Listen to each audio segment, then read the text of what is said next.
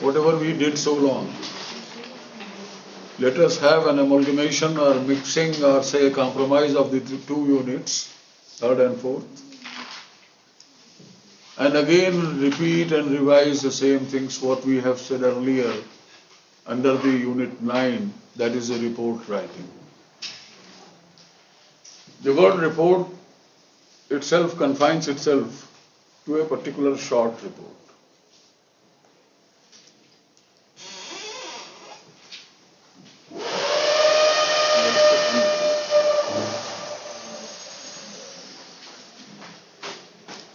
Tiles वाइल्स कट रहे हैं पिलर को.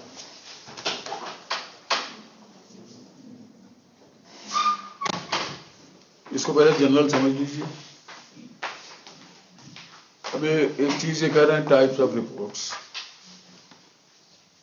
अपने यहाँ कोई ह्यूमैनिटीज का लड़का तो है नहीं. जैसा managerial reports, financial reports, industrial reports, banking report, कई तरह की रिपोर्ट्स हैं. Report, all the types of all reports are typified as per the field from which they are coming. In case of the scientific progress, generally people work under a project. If you are awarded a project or a, we should say that a small scheme of research work,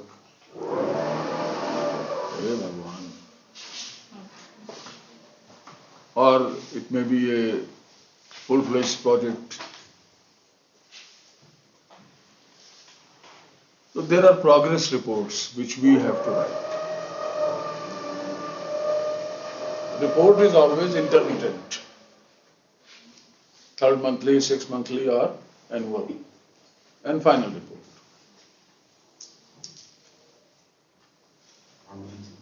Again we come down to the origin of the word like that. Port माने कहीं पर उतरना. Port कर गए, यहां से उसमें चढ़ गए या उतर गए. To port back on what you have done. Report. Port back on what you have done. So any report will have, अभी कह रहे हैं planning of report writing. We will come down on the planning of thesis writing as such. क्योंकि बहुत last मिला के इन्होंने एक वर्ड डाला है, डेटा एनालिसिस रिपोर्ट इन थीसिस. जब थीसिस की बात कर रहे हो तो फिर भाई थीसिस में समझो पूरी क्या होती है.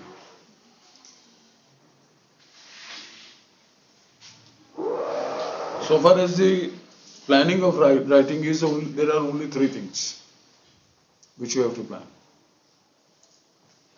On which topic your report is, with a primary condition है, आपको सबको करना है. Everyone has to first find out report writing on what. Whether it is a final report, or it is an intermittent or periodical report, or it is a thesis report, or it is a dissertation. According as the nature and the demand of the research is there, you have to plan accordingly. Okay? We take 2 examples. Periodic research and a periodic report and thesis. Thesis we will do later on. Periodic we will take first. The period may be initial, second phase, third phase, fourth phase, like that it can go.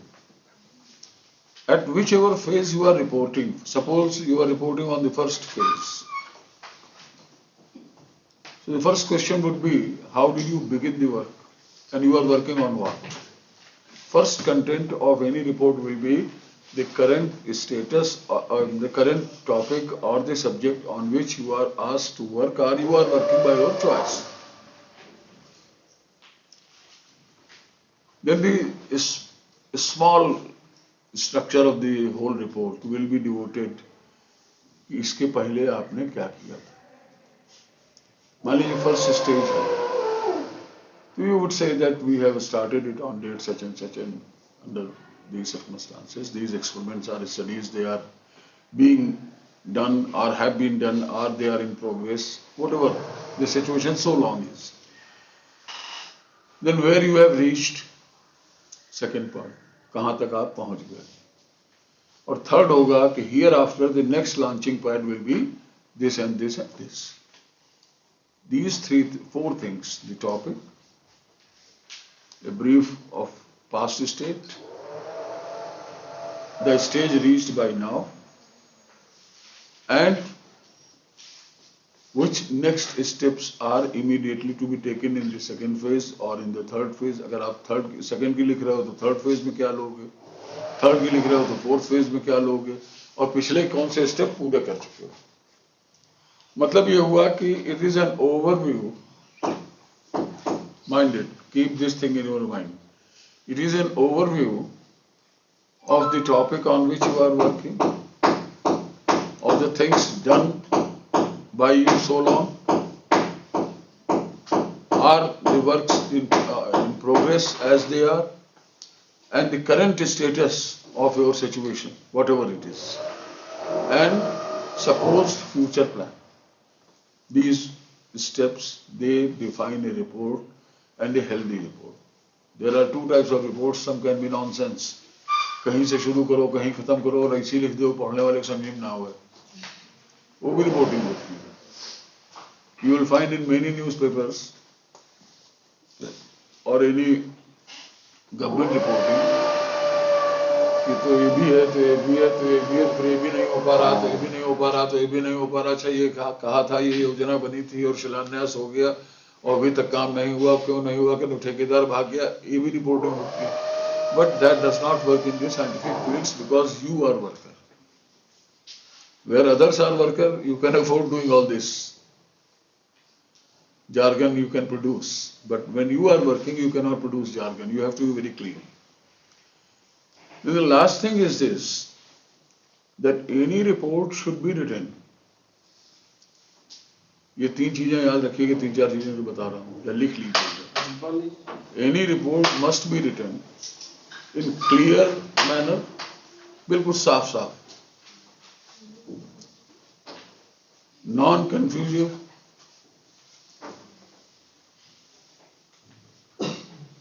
affirmative. Affirmation जो है ये general English drafting का भी एक नियम है कि positive बात लिखिए, निगेटिव मत लिखिए. Suppose this girl has not come to class today and you have to report. You will not say that she has not come. She was absent. Choose a positive word instead of negative reporting. Okay? And it must be conclusive. उसका कुछ मतलब निकलना चाहिए. It must be conclusive. It should give a direction, clear direction as to what stage have you reached.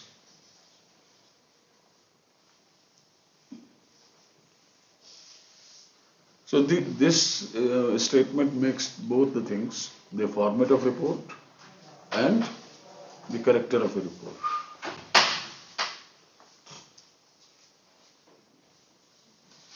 अभी कहते हैं research report format, फिर वही तीन चीजें.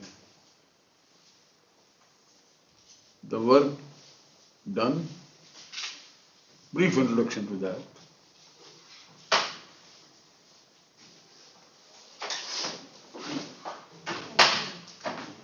और अगर आप फाइनेंस तो प्राप्त कर ही रहे हैं, तो second will be expenses done so far, allocation of funds.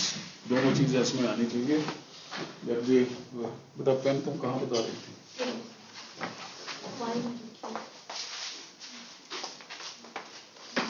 Any research report should contain the first stage,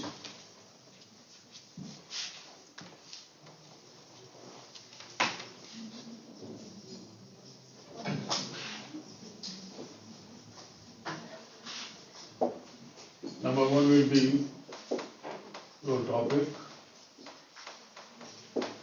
two will be starting point, कहाँ से शुरू कर रहे हैं,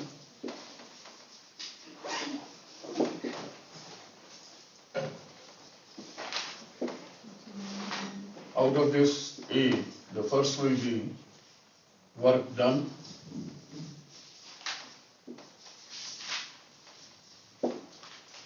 Within this, another will be expenses incurred. आप चाहें तो एक्सपेंसेस के लिए अलग से भी एक अक्षर लगा दीजिए, यहां से हटा दीजिए. So it can be annexed also.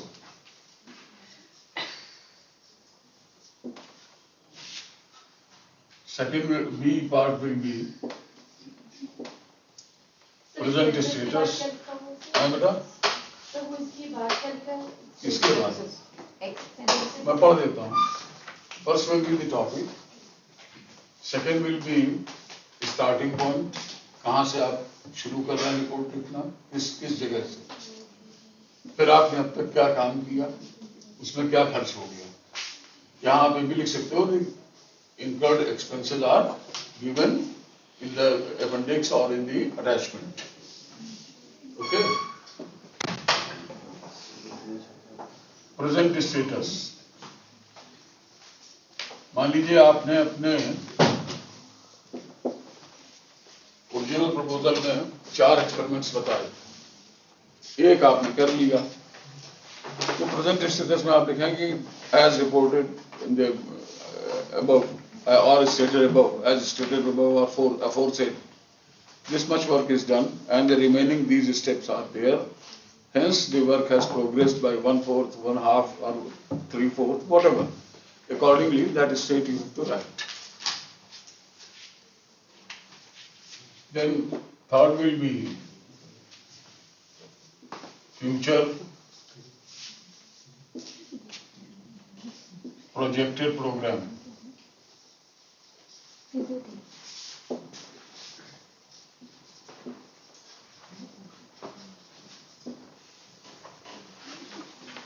And last is just optional if you need something further.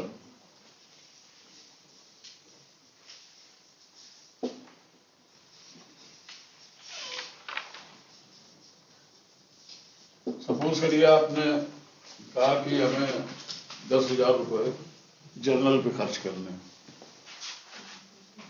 और फर्स्ट स्टेप के बाद आपको समझ में आया कि जर्नल से ज्यादा जरूरी फला फला किताब है जो हमने नहीं दिया, तो we seek a permission to divert the fund from journals to books. या मान लीजिए आपने कोई इंस्ट्रूमेंट लिखा है, उस इंस्ट्रूमेंट से अकेले काम नहीं चल रहा, तो फंड तो आप नहीं बढ़ा सकते हैं, लेकिन ये कह सकते हैं कि we want to divert funds from others to seek this additional instrument for us. तो अगर कोई जरूरत है तो वो भी रिपोर्ट में इनकॉर्पोरेट कर दीजिए. जनरल प्रिंसिपल तो ये है.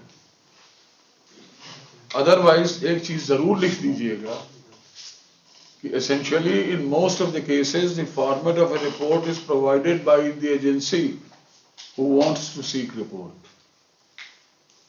एग्जामिनेशन में आपको लिखा होता है do not answer more than 200 words, answer with in 100 words. ठीक है, 4 ऑप्शन दिए हैं आपको, एक तो क्या लिखना है, दिस इज द प्रेरोगेटिव. यानी एक तरीके से ये उसका अपना एक एक्सक्लूसिव राइट है उस एजेंसी का जो आपसे मांग रही है रिपोर्ट, किस फॉर्मेट पर वो रिपोर्ट चाहते हैं. First thing which you have to write, अगर मान लिया क्वेश्चन आता है how will you write a report, पहली बात तो लिखिए the format of report shall depend on the agency which is demanding the report. Yet the general outlines and the guidelines for writing a report are as follows. और हर एक पर 2-2, 4-4 sentence लिख दीजिए, दिस विल डू.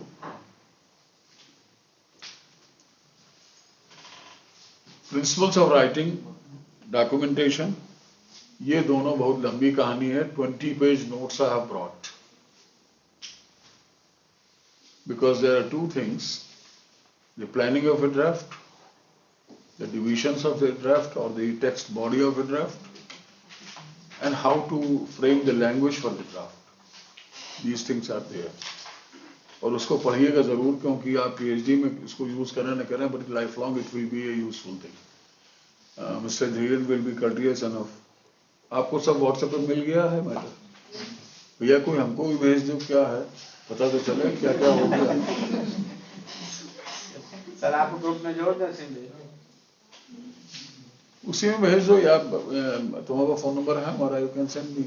नहीं sir किसी के पास था तो जिसके पास भी हो वो भेज दे, ताकि हमें आइडिया तो रहे। Because I think I am meeting you last day या लास्ट वन डे, एक दिन और आऊंगा, खत्म। Then data and data analysis. This portion should be actually with the computer teacher or statistics teacher. But somehow, how to report it in the thesis, this much I'll tell you. फिर वही repeat होने लगा, writing a report. अभी ऊपर कह चुके हैं writing research report format, अब फिर लिख रहे हैं राइटिंग ए रिपोर्ट। तो भाई कई बार रिपोर्ट लिखाओगे यार, एक बार हो तो गया। टाइपिंग रिपोर्ट, कंप्यूटर या टाइपराइटर पे बैठ जाइए, किसी जगह से टाइपिंग की ट्रेनिंग कर लीजिए और टाइप कर डालिए, वास्तव में जवाब तो इसका ही है।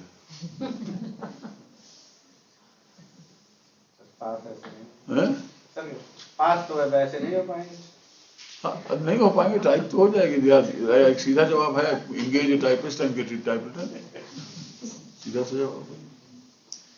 लेकिन टाइपिंग ए रिपोर्ट का मतलब ये इन्होंने उसको डिटेल नहीं कर पाया, उसका दूसरा मतलब है कि हाउ टू डू इट। ये जनरल इंट्रोडक्शन आपको समझ में आ गया। Now let us begin with the Ramkatha thesis. Now अब इसमें ये चीज ध्यान रखिएगा कि we are now discussing only principles of writing documentation. Now documentation, principles of writing a research document. Bracket में लिख लीजिए report, thesis, paper and dissertation. ये सारी चीजें इसमें कवर हो जाएंगी।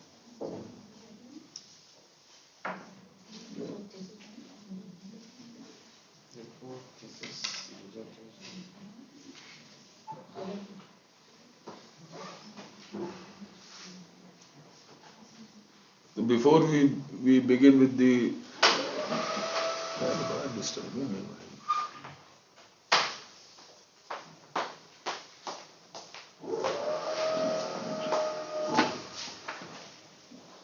Before we start with the text body of designing a system of writing, let us come down first to English. Because without language you cannot do anything. The first requisite for writing a thesis is that you should have good English, and if you do not have good English, then you must have some person who can assist you in correcting your draft. Okay? America में आजकल ये services चलती हैं कि आपने उल्टा सीधा दाएं बाएं जो बनाया लिख लिया, क्योंकि most of people in America they are not very much literary. ये उनकी अंग्रेजी वही होती है कि समझ में आ जाए तो बस ठीक है। Then rest of the work is an assignment to a grammarian, व्याकरण जिसको संस्कृत में कहते हैं, या हिंदी में आप कह सकते हैं व्याकरण जानने वाला। उस व्यक्ति को दे दिया जाता है ताकि उस ड्राफ्ट को वो ठीक कर दे। तो when you write a sentence, you must be careful about punctuations. Punctuation we mean you are writing something, sentence has ended, but you don't put a mark there. You start with the next sentence, and so you keep on doing. What will happen? That a mixture of sentences will be read in a continuum, and there will be no meaning. So where to put full stop, where to put colon, where to put comma, this is very important. Comma के लिए मैं आपको एक बड़ा common सा example बता दूं, आप लोग कई बार सुन चुके होंगे। ये दो इंटेंशंस हैं, रोको मत जाने दो, रोको मत जाने दो। हाँ? अब इसमें कॉमा कहाँ लगाया जाएगा वो इस पर डिपेंड करता है कि आप कहना क्या चाहते हैं। रोको मत कॉमा जाने दो, लेट इट गो। रोको कॉमा मत जाने दो, another. And still if you want to be clear, then you must say रोक लो, जाने मत दो। वर्ड्स का हेर फेर है, how are you going to put your words, whether they carry the same meaning which you want or you don't want. English में आप पढ़ेंगे तो बहुत सी किताबों में मिलेगा, लिखते प्रिंसिपल क्लास लिखते चले जा रहे हैं, कॉमा लगाया, फिर कुछ लिख दिया, फिर कॉमा। तो ये दो कॉमा के बीच की जो बात है, उसको अगर आप काट के बाहर भी कर दें तो पूरे सेंटेंस का मतलब निकल आएगा। This thing between two comma signs is an insertion to refer the state to which they are telling. For example, here we are sitting, we go to UIET4, comma, to attend the class of pre-PhD methodology. Second phrase हो गया। तो to attend the class, we go to UIET4 to attend the class, comma, pre-PhD methodology, फिर comma, which is start there from 2 to 3. Okay? तो comma आप कहां लगा रहे हो, इसका ध्यान बहुत रखिए। और इसके लिए कंप्यूटर में एक बड़ी खुराफात यह, अब तो सारी का टाइपिंग कंप्यूटर से होती है, आप कॉमा कहीं लगा दो, एक हरी सी लाइन तो कभी कभी शो करेगा, अदरवाइज नहीं करेगा। ये चीज दिमाग में रखिएगा, बाद में इसको हम लोग डिस्कस करेंगे कि इसका इलाज क्या है, why to do it, how to do it. इन्होंने कई एक एग्जाम्पल्स दिए हैं जो आप इसका जब पाओगे प्रिंट आउट तो पढ़ोगे। हम इसको बहुत लंबा घसीटने के चक्कर में, I want to end it today. दूसरी चीज है spelling. There are 4 types of English prevalent in India: British English, Indian English, American English, और कंप्यूटर में आप देखेंगे तो एक आध कंट्री की और उसमें मिल जाएगी। जबकि इंडियन सिस्टम में right from very beginning Oxfordian और Cambridge, the two have been common English patterns. Hindi में अगर आप थीसिस लिख रहे हैं तो साहित्य सम्मेलन प्रयाग या काशी नागरी प्रचारणी सभा बनारस, इन दो के रेफरेंसेस, इनके ही शब्दकोश आप कंसल्ट करें। और एक चीज आजकल चल गई, गूगल बाबा में सब मालूम हो जाता है कि आपने शब्द डाला उसका माने मिल गया। No, go to the Oxford dictionary. मैंने खुद एक्सपीरियंस किया है कि वर्ड्स की ओरिजिन, एटाइमोलॉजी और उनके एप्लीकेशंस अच्छी डिक्शनरीज में विद एग्जांपल दिए हुए हैं। For example, I ask you 2 things, 2 sentences you must have read many times: as compared with and as compared to. Is there a difference? Any one of you, please, if you know the difference, compared, as compared with और as compared to में क्या फर्क है?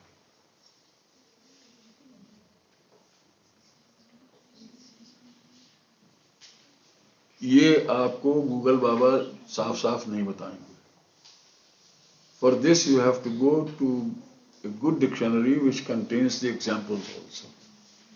Compared with is used, with preposition is used where you need to emphasize the differences, right? And to is used where you need to emphasize the similarity. Sleep, it is a state which can be explained if compared to death. सोने और मरने में ज्यादा फर्क नहीं होता। The morning is very much active as compared with the night sleepiness.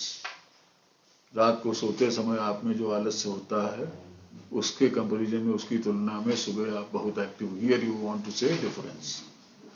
तो इस तरह से इंग्लिश फ्रेज को समझ करके go to the dictionary properly, study it, and only then use a phrase. Reason ये है कि आपने लिख दिया, आपने अपने लिए नहीं लिखा। The purpose of writing a documentation is the communication. आप जो कहना चाहते हैं वो दूसरों तक पहुंचाना है। और लैंग्वेज आप ऐसी यूज कर लें जो आप ही जानते हैं, दूसरा जानते नहीं है, तो फिर हो गई है कि आप ही पढ़ो, आप ही समझो। दूसरे का मतलब, it will not be a report, it will be a स्वांता सुखाय रचना। हम ही पढ़ाएं, हम ही समझे, बाकी कोई समझे या ना समझे, तो that doesn't do. So spelling you have to decide कि आप अमेरिकन इंग्लिश यूज कर रहे हो, उसकी स्पेलिंग्स अलग है, ब्रिटिश इंग्लिश यूज कर रहे हो, उसकी स्पेलिंग्स अलग है, या इंडियन इंग्लिश यूज कर रहे हो तो इंडियन इंग्लिश में कुछ वर्ड्स ब्रिटेन के, ज्यादातर तो ब्रिटिश डोमिनेंस है, कुछ वर्ड्स यहाँ पर इस तरह के हैं जो इनके अपने इंडिजिनस हैं, जैसे chutney, sauce and chutney two are different things, but chutney is there in the Oxford dictionary. लगभग 100 से ऊपर वर्ड्स हैं हिंदी के जो ऑक्सफोर्ड डिक्शनरी में हैं, and you are free to write their spelling as per your vernacular language. Okay,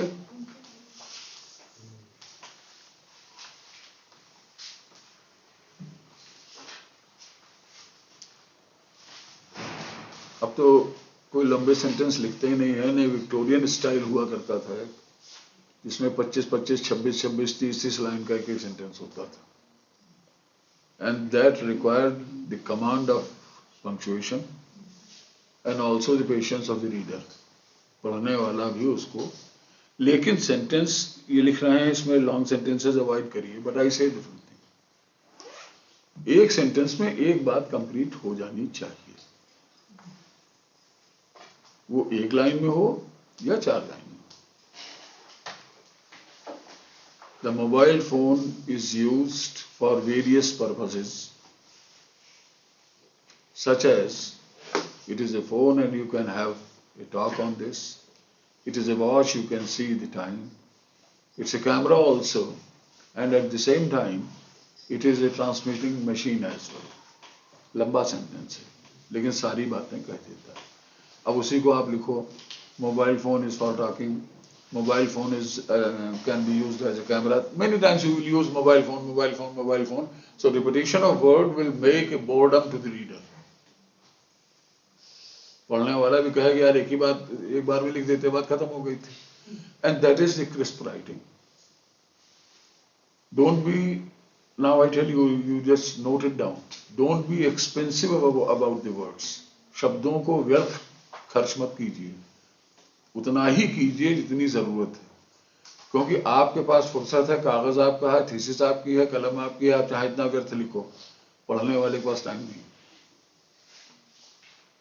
और दूसरा, पढ़ने वाला आपके बकवास को क्यों पढ़े, वो छोटे में क्यों ना पढ़े। Everybody wants to lose minimum time for reading and understanding something, so therefore you must be economic in language, don't be extravagant।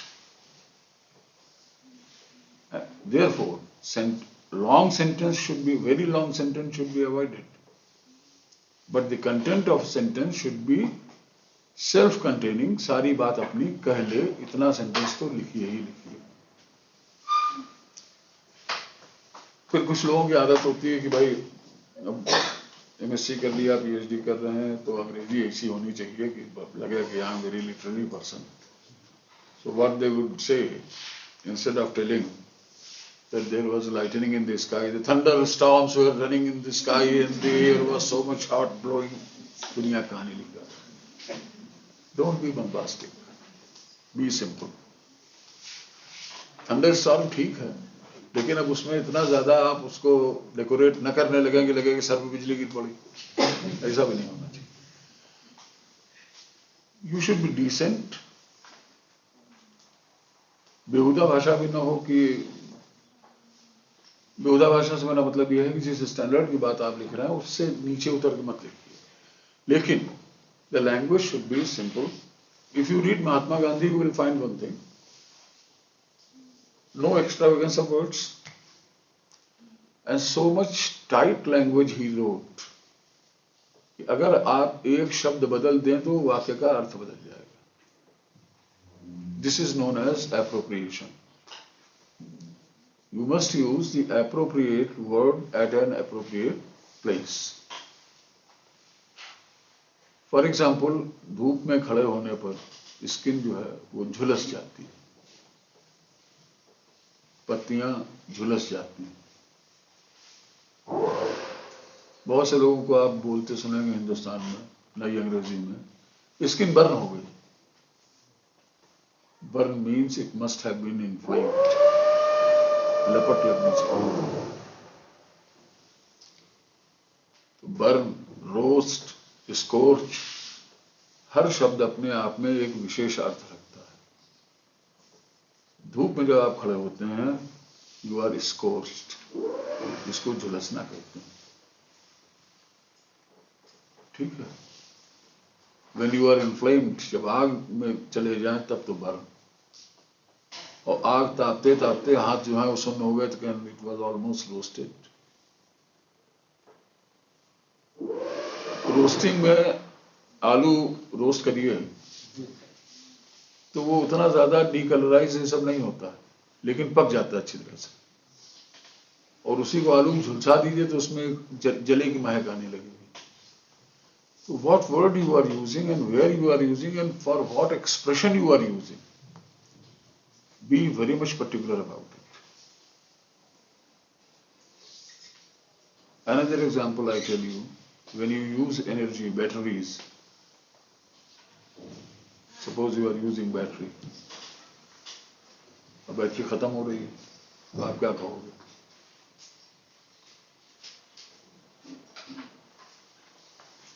बहुत से कहेंगे बैटरी इज ड्रेनिंग आउट, यही वर्ड यूज करते हैं आजकल, but this is American slang. It is depleting, depletion, outgone. Depletion is a correct word, or it is a better word than saying that discharging. Discharge तो हो ही रहा है, everything is a discharge. नदी में पानी बह रहा है वो भी डिस्चार्ज हो रहा है, घर से सीवेज बह रहा है वो भी डिस्चार्ज हो रहा है, लेकिन एक गिवन स्टॉक से कोई चीज कम होना, that is depletion. Money is depleted from the bank accounts, it is not discharged, that is depletion. So a correct word must be chosen for a particular expression. And here I again repeat the word that please be with appropriation of words at an appropriate place.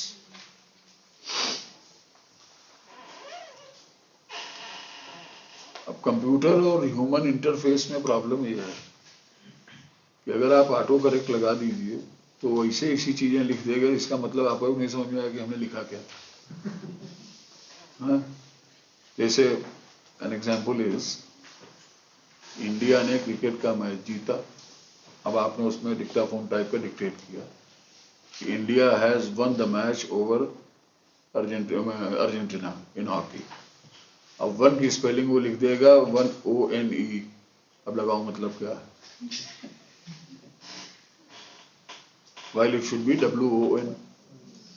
So pronunciation wise sometimes computer picks up wrong things. So this interface of electronics and human brain, this always be kept in mind, that depend on computer but don't believe computer. Once you check it, how far loyal it has been for your expressions, how far precise it has been for your expressions. Computer is very good, but computer is not reliable. I do not mean that you should put it out, you must use it, but be cautious that whatever you write, you check, recheck. So these were something about linguistic सावधानी। इसको कहते हैं ना, सावधानी हटी दुर्घटना घटी, तो ये सावधानियां आप रखेंगे तो दिक्कत कम होगी। अब आते हैं उसके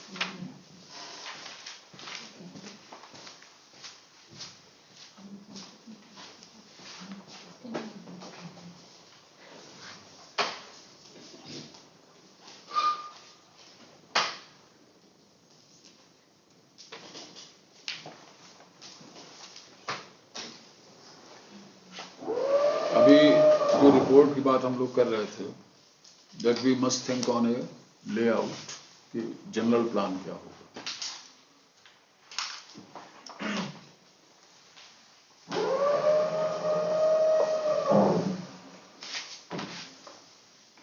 रिपोर्ट राइटिंग में ही ये नोट कर लीजिएगा, साथ में कुछ चीजें हैं इसमें।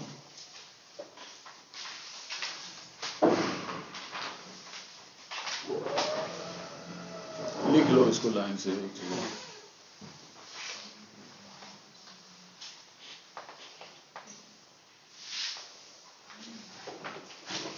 सबसे पहली चीज तो you know how you design the title page.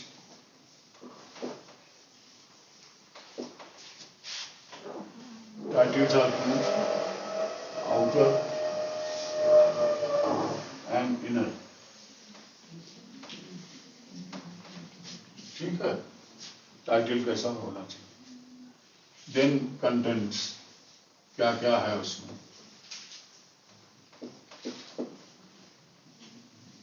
Then if you need an introduction,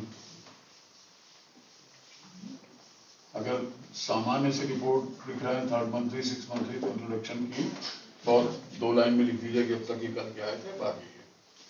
thesis लिख रहे हैं तो बड़ा इंट्रोडक्शन होगा। So these are common things between the report and thesis, and they provide you the layout plan first.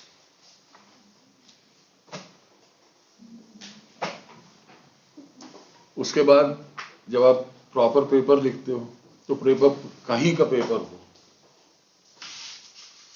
Title, abstract, title, authors, abstract, introduction, material method, observations, discussion, acknowledgement, references. ये 9 part हरदम रहते हैं, चाहे thesis लिखो चाहे paper लिखो या dissertation लिखो। डिसर्टेशन में ऑब्जर्वेशन अक्सर गायब हो जाता है क्योंकि that is not an experimental part, it is mostly recorded. तो you can say there you will add the discussion on the literature, उसमें ये चीज नहीं आती। बाकी मटेरियल मेथड जो है, material method, observations and discussion, these are 3 prerequisites for writing a thesis। आप लोगों ने कभी रामचरितमानस पढ़ा है? उसको एक बार ध्यान से देख लो, उससे बढ़िया थीसिस राइटिंग की गाइडेंस कहीं नहीं।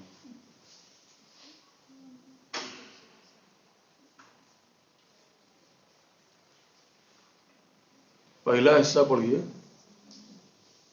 तो चूंकि धार्मिक किताब है इसलिए वो प्रार्थनाओं में निकल जाता है। दूसरे में वो इंट्रोड्यूस करते हैं कि हम इसमें कहना क्या चाहते हैं। सेकंड पार्ट में बहुत बंद खलगन से दिवाए, ये वो सब उसी राम में सब जग जानी, ये सब उसी पोर्शन में है कि this book is intended to remove the differences between man and man. एक इंट्रोडक्शन है। इंट्रोडक्शन के बाद फिर टेक्स्ट शुरू होता है उनका, कहानी। कहानी के फैक्ट्स और बीच बीच में उनकी कमेंट्री अपना ऐसे चलती रहती है। फिर उत्तरकांड में जब राज्याभिषेक हो गया तो उन्होंने 2 पात्र पैदा किए, गरुड़ और Kakbhushan. They compile the whole spiritual discussion of the findings of whole Ramayan. और फिर पूरी राम कथा उन्होंने कहा, अच्छा हुआ क्या था जरा ये बताइए। तो काकभूषण पूरी रामायण सुनाते हैं, that is the summary, and then it ends. It's a beautiful example of a research thesis, provided one reads। हमने तो इसी तरह से उसको पढ़ा था कि वाकई उसी से मुझे आइडिया आया कि it is a good guidance for research thesis, how to write। फिर बेटा कई चीजें होती हैं,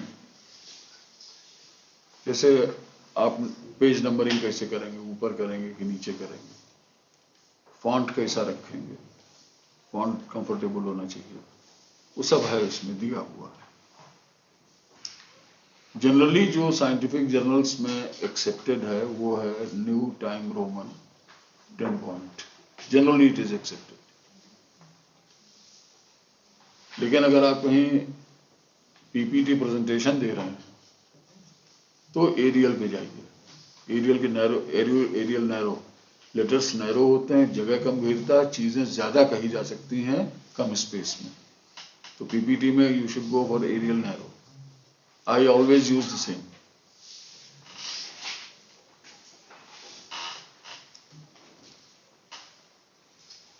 फॉन्ट में कई चीजें आ जाती हैं।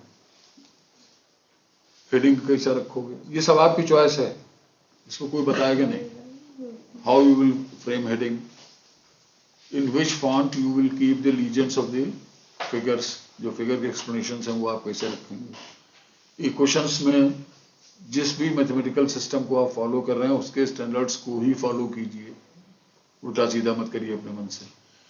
कोशिश ये होनी चाहिए, ओवरऑल क्रक्स ये है कि the things which are universally acceptable only they should be used, do not try to create your own style. Okay, जैसे मैंने यहाँ कहा आपसे कि टाइटल दो तरह के, एक बाहर का टाइटल होता है, एक अंदर का होता है जिसमें ऑथर नेम, एड्रेस, ये वो सब होता है। एक बाहर का टाइटल होता है कि टाइटल है, उसमें आपकी थीसिस का टाइटल है, कौन कैंडिडेट है, किसके अंडर में है, कौन सी यूनिवर्सिटी है, बात कर रहे हैं।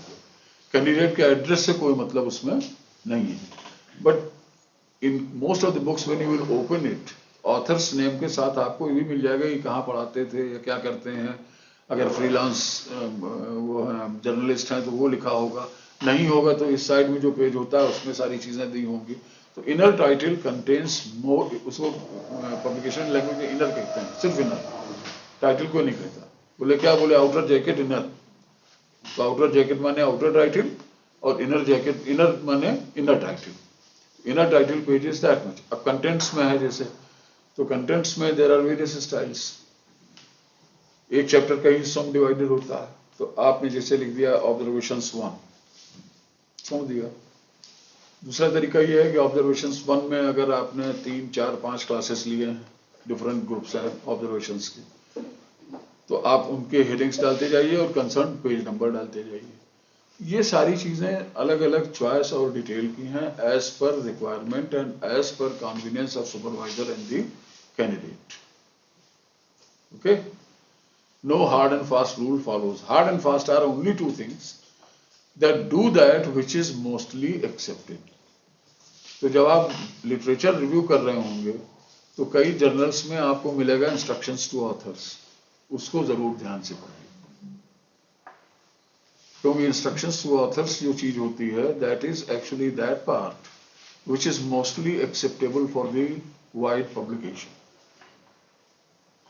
And the same rules which are acceptable at a wider angle of the publication should be followed in case of report writing also and the thesis writing as well. Okay? कल जब मैं ये notes edit कर रहा था तो मुझे एक बात बहुत अच्छी लगी, अपने ऊपर अच्छी लगी कि I am an intelligent man. मैंने पहले दिन आपसे कहा था कि इंट्रोडक्शन सबसे बाद में लिखना चाहिए और एब्स्ट्रैक्ट उसके बाद लिखना चाहिए, और ये दोनों बातें इसमें लिखी। कल जब हम पढ़ रहे थे इसका मतलब उसे पढ़ा बाद में, लेकिन हमें ये आइडिया था कि सबसे बाद में लिखना चाहिए। The third page of these notes will tell you many things: structure, title page, abstract, content list, list of tables, nomenclature, etc.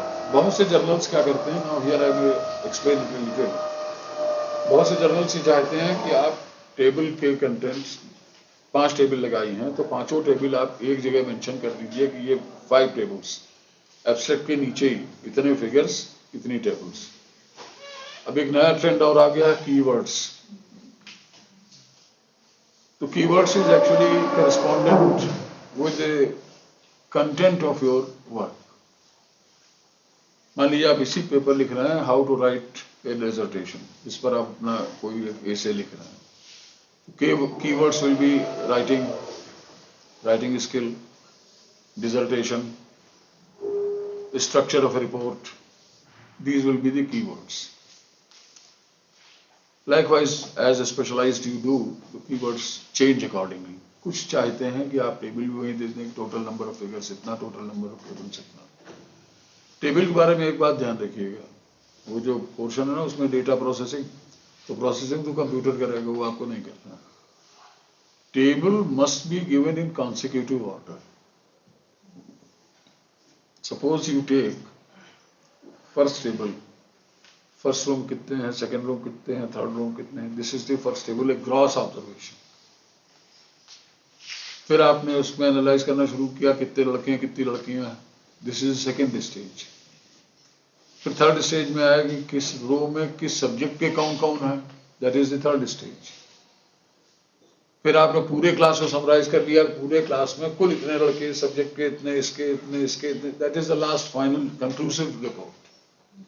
The tables should be arranged in an ascendant order of the contents, and if this is not there, बहुत से tables होती हैं जो एक दूसरे से कोई मतलब नहीं रखती, लेकिन उनमें एक फ्लो होना चाहिए कि वो टेबल बाद में रखिए जिसको समझने के लिए पहले वाली जरूरत है। ऐसा न करें कि जिसको पढ़ करके उसे समझा जाएगा उसको तो आप बाद में डाल दें, और जो जिसके आधार पे आपने अगली टेबल तैयार की उसको पहले लिख दें। Tables must be in A consecutive order, figures can not be in A consecutive order, they will be in the order of your observation.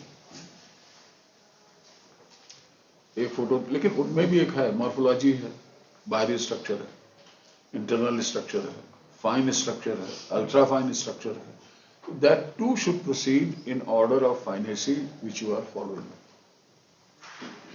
और उसी तरह से उनकी, कुछ लोग क्या कर, कभी कभी क्या होता है, कम अक्रॉस सर्टेन स्टूडेंट्स, एक चैप्टर लिखा ऑब्जर्वेशंस का, उसने 5 फिगर लिखी हैं, फिगर 1 2 3 4 5, बात खत्म। दूसरा चैप्टर लेके आया, उसमें 6 फिगर्स हैं, फिर शुरू हो गया 1 2 3 4 5 6। This will not do, because either your numbering should be 1 upon 1, 1 upon 2, 1 upon 3, first chapter, 2 upon 2, 2 upon 3, 2 upon 4, but this is very much inconvenient and confusing. देखिए, whole crux writing का ये है कि there should be minimum confusion, maximum presentation, and best possible explanation. Clarity of subject must be maintained. हम बहुत ज़्यादा इससे इसलिए नहीं चल रहे हैं कि ये तो आपको मिल ही जाएगा, इसको पढ़ लीजिएगा, अपना न समझ में आए तो you can send me question and मैं फ़ोन करके बता दूंगा, तो उतना लिखना मेरे बस का नहीं है।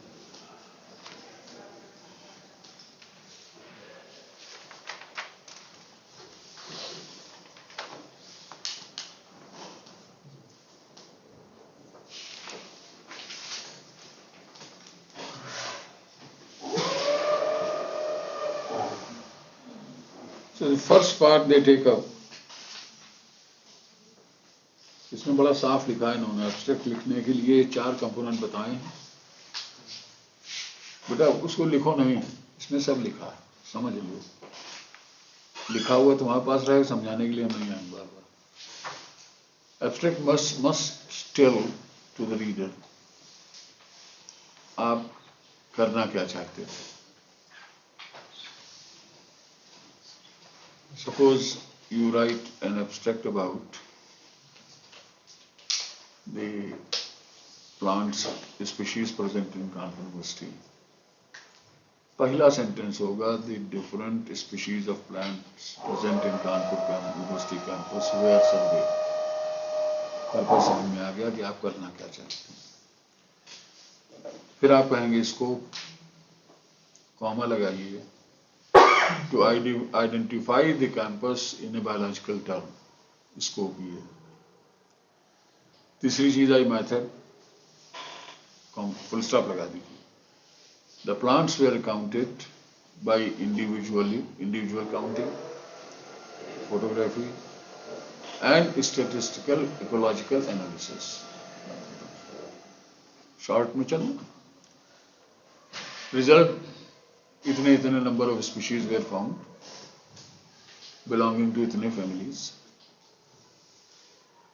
फिर आप ये कह सकते हैं कि दीज प्लांट्स आर, जैसे पार्थेनियम होने, एक वो गाजर घास लगी रहती है, for example I am telling you the example of it, कि parthenium is too much grown, the survey reveals it should be rooted out because it is a poisonous plant, it is a pathogenic plant for asthma and all that.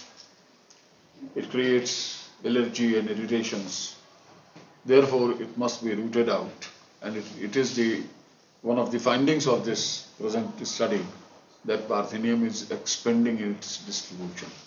एक आपकी recommendation है,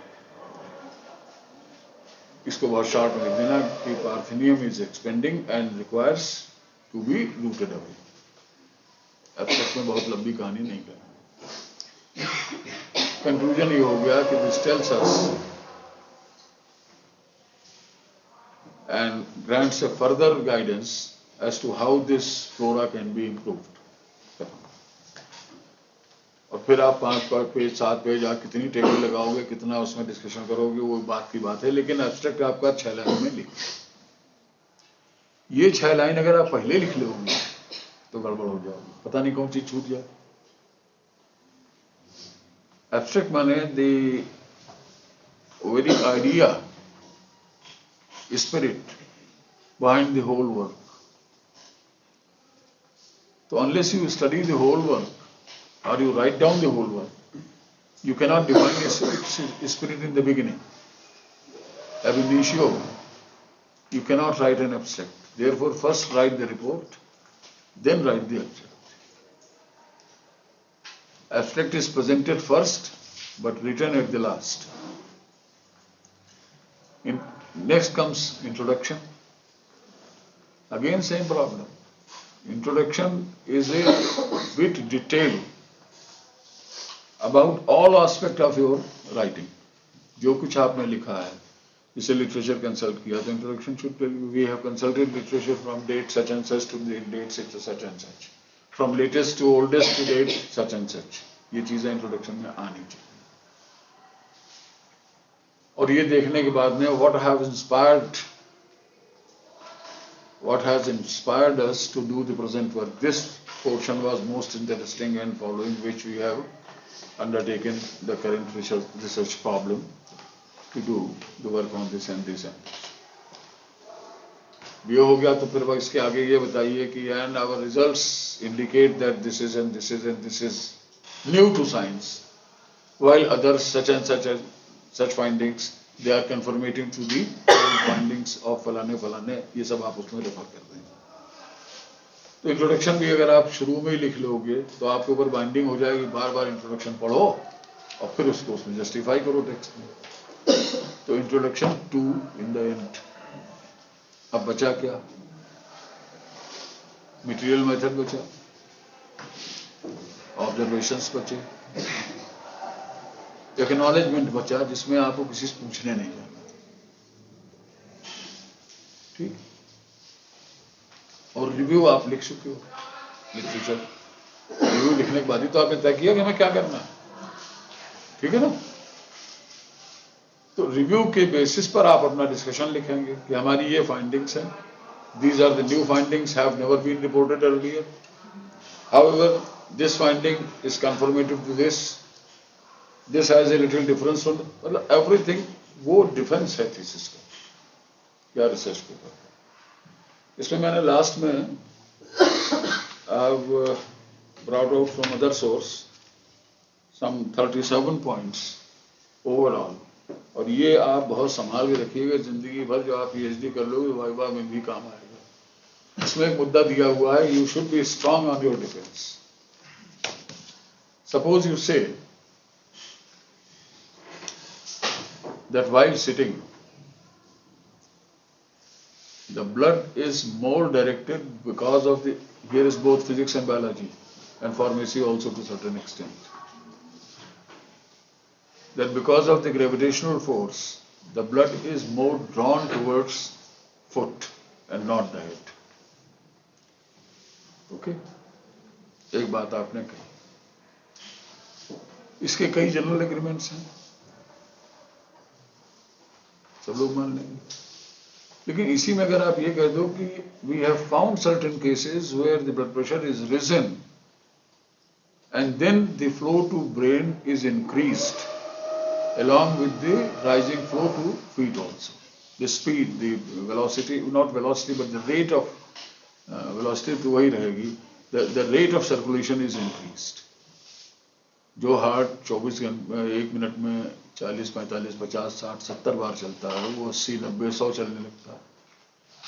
अब इस finding को अगर आपको justify करना तो आपको ये भी देना पड़ेगा कि हाइपरटेंशन के इससे पहले कौन कौन केस स्टडी हुए, उन्होंने क्या कहा था, आप क्या कह रहे हो। हो सकता है किसी ने मैक्सिमम लिमिट की होगी, इतने तक हार्ट बीट जाती है, उसके बाद person is hard to survive. आपने वहां तक नहीं किया तो आप कह सकते हैं कि our limitations of study where such and there we have found this and this which is in agreement with the older findings. Apart from that, it reports such and such new findings. अब you are presenting a paper on that. फुलपेची हर जगह होते हैं, तो ये आपने कैसे कह दिया? You should be prepared. अपने ही डॉक्यूमेंट, अपने ही लिखे के अगेंस्ट खुद सवाल करिए कि अगर कोई मुझसे ये पूछे तो मैं क्या जवाब दूंगा। Best defence is self offence. अपने ऊपर हमला करना सीखिए, आप बचना सीख जाए। Raise the questions against yourself and you will learn how to defend the question. लेकिन व्हेन यू आर डिफेंडिंग तो never be defensive on your defence. ये सेंटेंस है इसमें, डिफेंसिव ऑन योर डिफेंस। अरे भाई साहब गलती हो गई, माफ कर दीजिए, चलिए अगर माफी तो मांग ली, ये कभी मत करिए। नो गलती, हम जो कह रहे हैं वो हमारा ऑब्जर्वेशन है, आपका अलग हो, you object it and right your paper. My observation is this and this you can से only when you present the things in a logical manner. You should be self contained, self satisfied with the questions and the logic. And the technique to do this is that when you write a paper, discuss it with your friends of similar field and tell them भाई कुछ छूट तो नहीं गया इसमें। Let them question you. तो common questioning जो संभव है वो सामने आ जाएगी, आप उसकी क्लैरिटी भी दे दोगे। दूसरा रास्ता ये है कि आपका रिसर्च टॉपिक इतना अजूबा होना चाहिए कि उसको किसी कुछ मालूम नहीं, पूछे क्या। I was there in Annamalai University and I read out my brief paper, summarized paper on the caudal neurosecretion of fishes. Nobody was known to this topic. Everybody was telling it is a new report. So when it is a new report, you don't have new questions to ask against it. तो जो शुरू में एक बात कही थी, choose a unique topic. Choose a topic of interest. Choose a topic which has potential to give you some new findings. Choose a topic which is worthwhile and possible to be worked. ऐसा भी मत ले लीजिए कि अब चांद सितारे तोड़ के लाने तो कैसे लाए जाएंगे, वो नहीं हो पाएगा। 4-5 चीजें ये ध्यान में रखिए हमेशा। You will be a successful candidate for research. God bless you. Thank you very much. I think the time is over.